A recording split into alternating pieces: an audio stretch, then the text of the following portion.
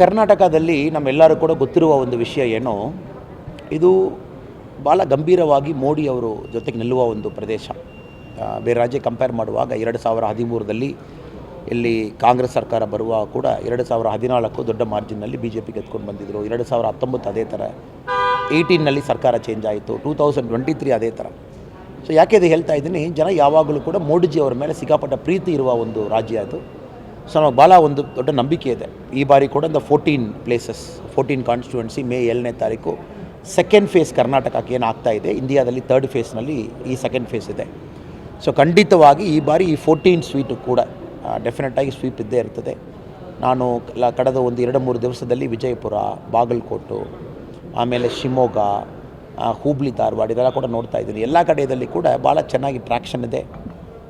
ಸಿಕ್ಕಾಪಟ್ಟ ಬಿಸಿಲಿದನ್ನು ಕೂಡ ಜನ ಎಲ್ಲ ಔಟ್ಸೈಡ್ ಬರ್ತಾರೆ. ಎಲ್ಲ ಜನರು ಕೂಡ ಬಿ ಜೆ ಪಿ ಕಾರ್ಯಕ್ರಮದಲ್ಲಿ ಶಾಮೀಲಾಗಿದ್ದಾರೆ. ಪಾರ್ಟಿ ಕಾರ್ಯಕರ್ತರು ಮಾತ್ರ ಅಲ್ಲ, ಇವತ್ತು ಬೈಂದೂರದಲ್ಲಿ ಸಿಕ್ಕಾಪಟ್ಟ ಹಿಟ್ಟಿತ್ತು ಮಧ್ಯಾಹ್ನ, ಎಲ್ಲರೂ ಬಂದಿದ್ದಾರೆ. ಸೊ ಅದೇ ನಮಗೆ ದೊಡ್ಡ ಒಂದು ನಂಬಿಕೆ ಇದೆ. ಈ ಬಾರಿ ಕೂಡ ದೊಡ್ಡ ಸಂಖ್ಯೆಯಲ್ಲಿ ನಮ್ಮ ಎಲ್ಲ ಕ್ಯಾಂಡಿಡೇಟ್ಸ್ ಅವರು ಕೂಡ ಗೆದ್ಕೊಂಡು ಬರ್ತಾರೆ. ಅಂದರೆ ಅದು ಆನ್ ರೆಕಾರ್ಡ್ನಲ್ಲಿ ಇದೆ. ನಾವೇನು ಕೂಡ ಒಂದು ಡಿಫೆಂಡ್ ಮಾಡಬೇಕನ್ನೋ ಅವಶ್ಯಕತೆ ಇಲ್ಲ. Everything is on record. ನಾವು ಬರುವಾಗ ಕರ್ನಾಟಕಕ್ಕೆ ಎಷ್ಟಿತ್ತು, ಅಲ್ಲದೆ ಇಂಡಿಯಾಕ್ಕೆ ಎಷ್ಟಿತ್ತು, ತಮಿಳ್ನಾಡಿಗೆ ಎಷ್ಟಿತ್ತು 2014, 2024ನಲ್ಲಿ ಏನು ಚೇಂಜ್ ಆಯಿತು. ರೋಡ್ ತಗೊಳ್ಳಿ, ಏರ್ಪೋರ್ಟ್ ತಗೊಳ್ಳಿ, ಪೋರ್ಟ್ ತಗೊಳ್ಳಿ, ಎಷ್ಟು ಜನಕ್ಕೆ ಮನೆ ಮಾಡಿ ಕೊಟ್ಟಿದ್ದೀವಿ ತಗೊಳ್ಳಿ, ಎಷ್ಟು ಜನಕ್ಕೆ LPG ಸಿಲಿಂಡರ್ ಕೊಟ್ಟಿದ್ದೀವಿ, 100 ಡೇ ಎಂಪ್ಲಾಯ್ಮೆಂಟ್ ಸ್ಕೀಮ್ನಲ್ಲಿ ಏನಾಗ್ತಾ ಇದೆ. ಈ ದೇಶದಲ್ಲಿ ಆರ್ಥಿಕ ಪರಿಸ್ಥಿತಿ 2014 ಎಲ್ಲಿ ನಾವು ಕೆಲಸ ಇದ್ದೀವಿ, 2024 ಎಲ್ಲಿ ನಾವು ಇದ್ದೀವಿ, ಇದೆಲ್ಲ ಕೂಡ ಜನಕ್ಕೆ ಗೊತ್ತು. 10 ಇಯರ್ಸ್ ನೋಡ್ತಾ ಇದ್ದಾರೆ. ಅದಕ್ಕೆ 2014 ಮೋದಿಯವರು ಕರ್ಕೊಂಡು ಬಂದು 2019ನಲ್ಲಿ ರಿಸೌಂಡಿಂಗ್ ಆಗಿ ದೊಡ್ಡ ಒಂದು ಮಾರ್ಜಿನ್ನಲ್ಲಿ ಪುನಃ ನಮಗೆ 2ನೇ ಬಾರಿ ಆಪರ್ಚುನಿಟಿ ಕೊಟ್ಟಿದ್ದರು. ಸೊ ಈ ಎಲೆಕ್ಷನ್ನಲ್ಲಿ ಅದೊಂದು ಪ್ರಾಬ್ಲಮ್ಮೇ ಅಲ್ಲ. ಎಲ್ಲರೂ ಗೊತ್ತು ಮೋದಿಜಿಯವರು ಡೆಲಿವರ್ ಮಾಡಿದ್ದಾರೆ. ಈ ಎಲೆಕ್ಷನ್ನಲ್ಲಿ ಏನು ಮೈನ್ ನರೇಟಿವ್ ಜನ ಏನು ನೋಡ್ತಾ ಇದ್ದಾರೆ, ನೆಕ್ಸ್ಟ್ 25 ವರ್ಷ ನಮಗೆ ಗೊತ್ತು ಒಂದು ಒಳ್ಳೆಯ ಒಂದು ದಾರಿಯಲ್ಲಿ ಮೋದಿಜಿ ತಗೊಂಡು ಹೋಗ್ತಾರೆ. ನಮ್ಮ ಕಾಲದಲ್ಲಿ ವರ್ಲ್ಡ್ನಲ್ಲಿ ನಂಬರ್ 1 ಎಕಾನಮಿ, ನಂಬರ್ 1 ಕಂಟ್ರಿಯಾಗಿ ನಾವು ಬರಲಿಕ್ಕೆ ಸಾಧ್ಯತೆ ಇದೆ ನಮಗೆ ಗೊತ್ತು.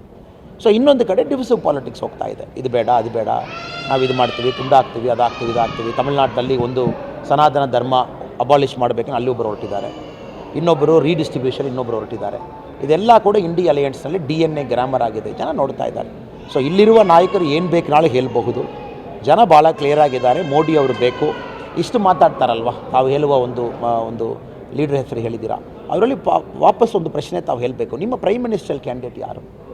2 ಫೇಸ್ ಎಲೆಕ್ಷನ್ ಆಗ್ತಾ ಇದೆ. 3ನೇ ಫೇಸನ್ನು 3 ದಿವಸದಲ್ಲಿ ಬರ್ತಾ ಇದೆ. ಆಲ್ರೆಡಿ 190 ಲೋಕಸಭಾ ಕಾನ್ಸ್ಟಿಟ್ಯೂನ್ಸಿದಲ್ಲಿ ಜನ ತಮ್ಮ ವೋಟ್ ಮಾಡಿದ್ದಾರೆ. 190, 543ದಲ್ಲಿ. ಇನ್ನೂ ಅವ್ರಿಗೆ ಗೊತ್ತಾಗ್ತಾ ಇಲ್ಲ ಯಾರು prime minister candidate. Last day ರೇಬರೇಲಿಯಲ್ಲಿ ರಾಹುಲ್ ಗಾಂಧಿ ಅವರು ಲಾಸ್ಟ್ ಡೇ ನಾಮಿನೇಷನ್ಗೂ 2 ಅವರ್ಸ್ ಇರುವಾಗ ಇವತ್ತು ಬೆಳಗ್ಗೆ ಅನೌನ್ಸ್ ಮಾಡಿ ಆಮೇಲೆ ಹೊರಟೋಗಿ ರೇಬರೇಲಿಗೆ ಹೋಗಿ ಇವತ್ತು ನಾಮಿನೇಷನ್ ಮಾಡಿಕೊಂಡು ಬಂದಿದ್ದಾರೆ. ಇದೆಲ್ಲ ಪರಿಸ್ಥಿತಿ ಜನ ನೋಡ್ತಾರೆ. ಅಮೇಥಿದಲ್ಲಿ ಓಡೋಗಿಬಿಟ್ಟಿದ್ದಾರೆ. ಎಲ್ಲರೂ ನಾ ಹೇಳಬೇಕನ್ನ ಇಲ್ಲ, ಅದು ಗೊತ್ತು. ಇದೇ ವಯನಾಡಿನಲ್ಲಿ ನಾನು ಪ್ರಚಾರ ಮಾಡಿದ್ದೀವಿ. ನಾನು ವಯನಾಡು ಹೋಗಿದ್ದೀನಿ. ಅಲ್ಲಿ ವಯನಾಡಿನಲ್ಲಿ ರಾಹುಲ್ ಗಾಂಧಿ ಅವರು ಏನು ಹೇಳಿದರು, ವಯನಾಡು ಜನ ಎಲ್ಲ ನನ್ನ ಫ್ಯಾಮಿಲಿ, ನೀವೇ ನನಗೆ ದೊಡ್ಡ ಫ್ಯಾಮಿಲಿ, ನಿಮಗೆ ಬಿಟ್ಟು ಎಲ್ಲಿ ಹೋಗಲ್ಲ.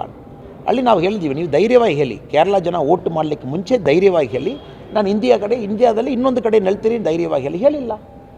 ಆಮೇಲೆ ಇವತ್ತು ಲಾಸ್ಟ್ ಡೇ ಇವತ್ತು ತಾಕತ್ತಿದೇನಾ ಅಮೇಥಿದಲ್ಲಿ ಹೋಗಿ ಅವರು ಕಂಟೆಸ್ಟ್ ಮಾಡ್ಬೋದಾಯಿತು. ಏನೋ ಅಮೇಥಿ ರಾಹುಲ್ ಗಾಂಧಿ ಅವರು ರೆಪ್ರೆಸೆಂಟ್ ಮಾಡುವ ಕ್ಷೇತ್ರ, ಅವ್ರು ರೆಪ್ರೆಸೆಂಟ್ ಮಾಡಿದರು. 2019ನಲ್ಲಿ ಅಲ್ಲಿ ಸೋಲು ನೋಡಿದರು ಅವರು. ಪುನಃ ಅಲ್ಲಿ ಹೋಗಿ ಫೈಟ್ ಮಾಡ್ಬೋದಾಯಿತು. ಸೊ ನೀವು ಇರುವ ಮನೆಗೂ ವಿಶ್ವಾಸ ಇಲ್ಲ, ಹೋದ ಮನೆಗೂ ವಿಶ್ವಾಸ ಇಲ್ಲ. ಒಂದೊಂದು ಎಲೆಕ್ಷನ್ಗೂ ಹೊಸ ಮನೆ ಹುಡುಕೊಂಡು ಹೋಗ್ತಾ ಇದ್ದಾರೆ. ಸೊ ಇವರು ಪಕ್ಷದಲ್ಲಿರುವ ಲೀಡರ್ಸ್ ಎಲ್ಲ ಹುಬ್ಳಿ ಧಾರವಾಡದಲ್ಲಿ ನಮಗೆ ಲೆಸನ್ ತಗೊಳ್ತಾ ಇದ್ದಾರೆ, ನಾವು ಯಾವ ಥರ ಪಾಲಿಟಿಕ್ಸ್ ಮಾಡಬೇಕು. ನಮ್ಮ ಸ್ಪೋಕ್ಸ್ ಪರ್ಸನ್ ಡೈಲಿ ಡಿಬೇಟಿಗೆ ಹೋಗ್ತಾ ಇದ್ದಾರಲ್ವಾ, ನಮ್ಮ ಸ್ಪೋಕ್ಸ್ ಪರ್ಸನ್ ಜೊತೆಗೆ ಡಿಬೇಟ್ ಮಾಡಲಿ ನಮ್ಮ ಸ್ಪೋಕ್ಸ್ ಪರ್ಸನ್ ಜೊತೆಗೆ ಡಿಬೇಟ್ ಮಾಡಲಿ. ನಮ್ಮ ಮೋದಿಜಿ ಅವ್ರ ಜೊತೆಗೆ ಡಿಬೇಟ್ ಮಾಡೋ ತನಕ ಇವ್ರಿಗೆ ಅಷ್ಟು ಪೊಲಿಟಿಕಲ್ ತಾಕತ್ತು ಬಂದಿತ್ತಾನ ಅವ್ರಿಗೆ. ಜನ ಡಿಸೈಡ್ ಮಾಡ್ತಾರೆ. ಇವ್ರಿಗೇನು ಪೊಲಿಟಿಕಲ್ ಕ್ಯಾಪಿಟಲ್ ಇದೆ ನನಗೂ ಆಸೆ ಅಮೆರಿಕನ್ ಪ್ರೆಸಿಡೆಂಟ್ ಜೊತೆಗೆ ಡಿಬೇಟ್ ಮಾಡಬೇಕು, ಟ್ರಂಪ್ ಜೊತೆಗೆ ಡಿಬೇಟ್ ಮಾಡಬೇಕು. ನನಗೆ ಆಸೆ ನಾಳೆ ಬೆಳಗ್ಗೆ ಟಿಕೆಟ್ ತೊಗೊಂಡು ವಾಷಿಂಗ್ಟನ್ ಹೋಗಿ ಟ್ರಂಪ್ ಕರ್ಕೊಂಡು ಬಂದು ಕೂರಿಸಿ ಡಿಬೇಟ್ ಮಾಡೋಣ ಆಸೆ.